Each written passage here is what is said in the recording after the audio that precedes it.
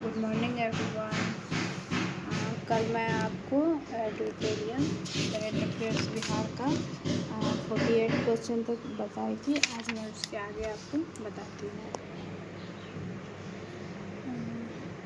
49 में है, मुख्यमंत्री द्वारा प्रगति यात्रा के दौरान कहाँ पर राज्य के पहले 3D सौर मंडल लैब का उद्घाटन किया गया?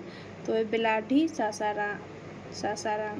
बेलाडी सासाराम में मुख्यमंत्री द्वारा प्रगति यात्रा के दौरान 3D सौर मंडल लैब का उद्घाटन किया गया। दूसरा है, बिहार के गंडक नदी में कहाँ पर सब पहले घड़ियाल अभयारण्य का निर्माण किया जाएगा? तो गोपालगंज। बिहार के गंडक नदी में गोपालगंज में पहले घड़ियाल अभयारण्य का निर्माण किया जाएगा। बिहार का सबसे लंबा पुल किस नदी पर बनाए जाने की घोषणा की गई है? तो गंडक नदी पे। गंडक नदी पे बिहार की सबसे लंबा पुल बनाने की घोषणा की गई है। उसके बाद में ग्राम पंचायतों के मुखिया को मनरेगा में 5 लाख की जगह अब कितने राशि की योजना की प्रशासनिक स्वीकृति का अधिकार मिलेगा? तो 10 लाख। ग्राम पंचायतों के मुखिया को मनरेगा में 5 लाख की जगह अब 10 लाख योजनाओं को प्रशासनिक स्वीकृति का अधिकार मिलेगा।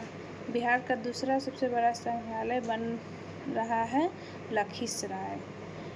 नागरिकता संशोधन अधिनियम 2019 के तहत बिहार में किसको पहला नागरिकता प्रमाण पत्र जारी किया गया? तो सुमित्रा रानी शाह। बिहार का पहला डायनासोर पार्क कहाँ बनाने की घोषणा की गई है? राजगीर। बिहार का पहला डाई पोर्ट का उद्घाटन कहाँ किया जाएगा? तो बिहटा, पटना में बिहार का पहला डाई पोर्ट का उद्घाटन किया जाएगा।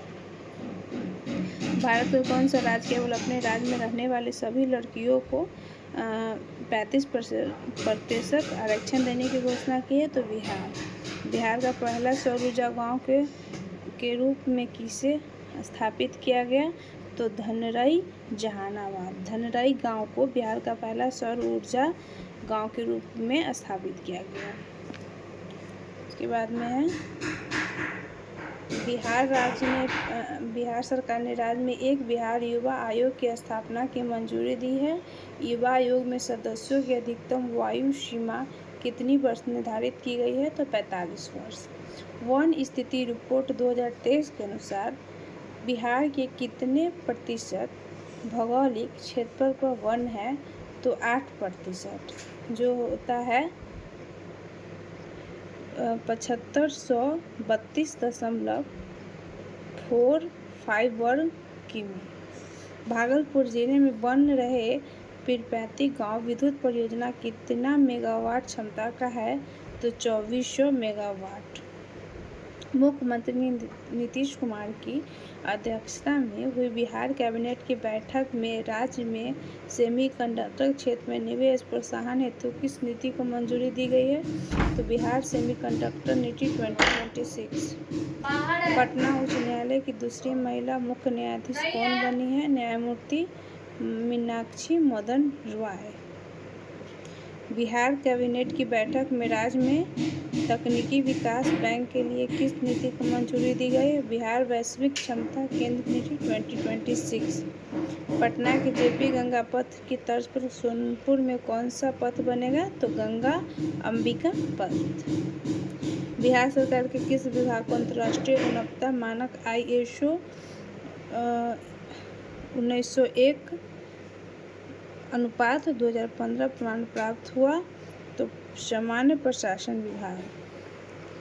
बिहार राज्य बॉक्सिंग एसोसिएशन अध्यक्षता किसे नियुक्त किया गया है? तो भारतेंदु सांडियाल, मुजफ्फरपुर। अडानी समूह के चेयरमैन गौतम अडानी बिहार में ग्रामीण नेत्र स्वास्थ्य के लिए सेवा अभियान की शुरुआत की। सारण जिले के मस्तिष्क से। बिहार के मुख्यमंत्री श्री सम्राट चौधरी ने आम लोगों की शिकायतों को तुरंत निष्पादन से संबंधित किस पोर्टल का शुभारंभ किया? सहयोग पोर्टल। बिहार के वर्तमान राज्यपाल ने बिहार के प्रशासन एवं प्रशासन से जुड़े अधिकारियों के लिए किस अभियान का शुरुआत किया? तो कर्मयोग द्वारा सशक्त भारत अभियान।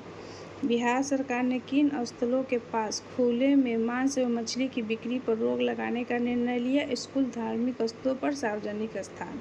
वित्त वर्ष 2026-25 में बिहार का वाणिज्य कर विभाग कितना रहा है? तो 43,332.79 करोड़। बिहार में 114वें स्थान दिवस समारोह के अवसर पर आयोजित 3 दिवसीय कार्यक्रम का थीम है उन्नत बिहार उज्ज्वल बिहार। बिहार के पूर्व मुख्यमंत्री पूर्णमासी राम निधन हो गया, जो बगहा से 5 लगातार विधायक थे। वे सांसद थे गोपालगंज लोकसभा सीट से। तो आगे के टॉपिक मैं आगे के वीडियो में बताऊंगी।